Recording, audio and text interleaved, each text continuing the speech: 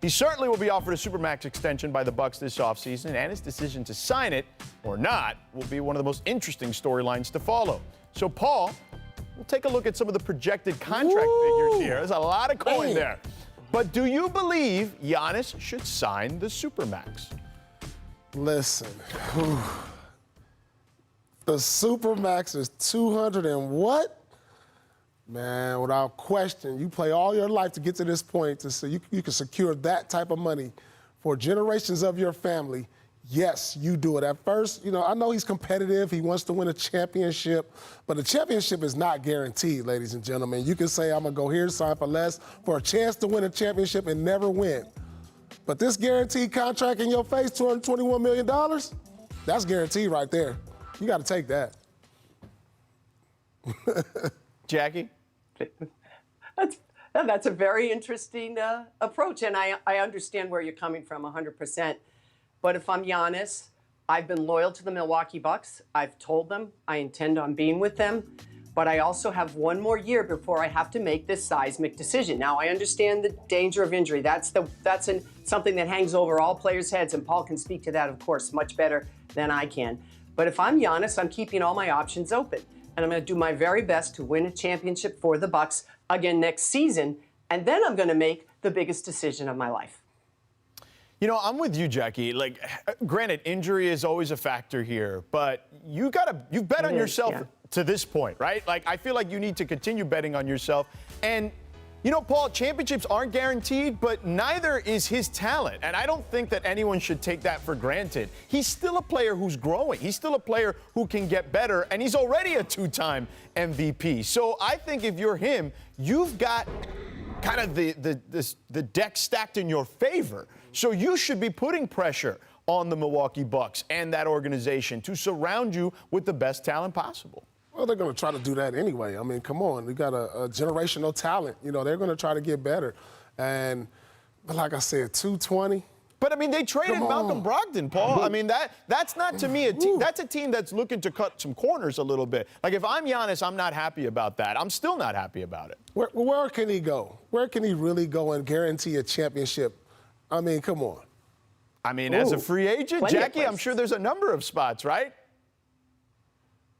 Yeah, let's start with the Miami Heat. And, I think everything that Giannis decides has an effect on every other team in the league. For instance, Bam Adebayo is up for a very lucrative extension in Miami, and I'm sure they're going to take care of him. But let's talk about, some other these free agents. Are the Miami Heat going to go out and get them this year? Or are they going to save all their money and all their cap space for next year when they have a shot at Giannis? Well, what I can say is, and I'm not reporting anything, so don't aggregate me. What I can say is, knowing the history of one Patrick Riley, he likes to go big or go home. So my assumption is he will find a way to remain as competitive as they were this past season, while also keeping that cap space for the big whale in someone like Giannis Antetokounmpo. All right, so as the reigning MVP and the Defensive Player of the Year, players like Giannis don't come around too often, as we've discussed. So, Jackie, our Tim Bontemps reports that the Bucks don't plan to trade Giannis even if he doesn't sign the extension.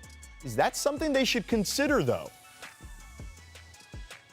I wouldn't, and I think Tim's reporting spot on here. I think that ownership group says, okay, if he doesn't sign that supermax extension, we've got to make our team different. We've got to make it better. We need to exploit the pick and roll better. We need to go out and get personnel that will help us do that. We need to get players that will space the floor. That's why you keep hearing Chris Paul's name associated with the Milwaukee Bucks, because he really would help them in many of those things I just discussed, not to mention that he's still one of the top defenders in the league, even at his age. So I think the Bucks, if he doesn't sign it, if Giannis doesn't sign it, and I don't believe that he will, I think you're going to see them go out and make a big deal.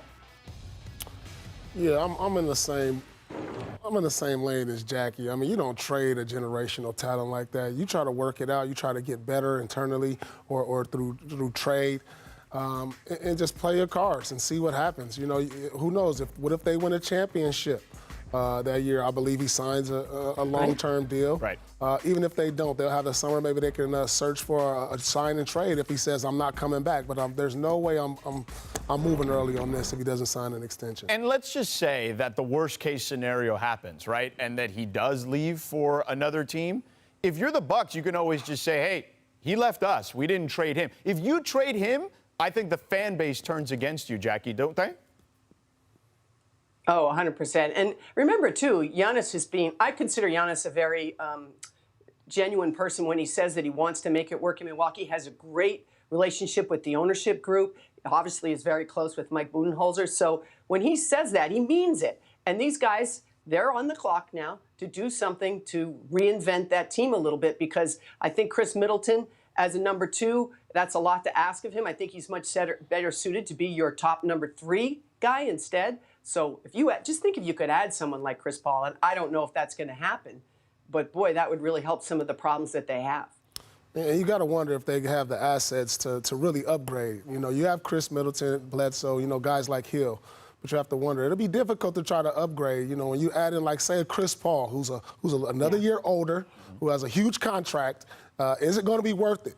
And so you have to ask yourself. So, you know, who knows what's going to happen with the Bucks on trying to get better. Yeah, if it ends up winning a championship, then it'll be all worth it. I don't think there's any question about it. You have to go all in when you have a player like that. The window is too small. Thanks for watching ESPN on YouTube. For live streaming sports and premium content, subscribe to ESPN+.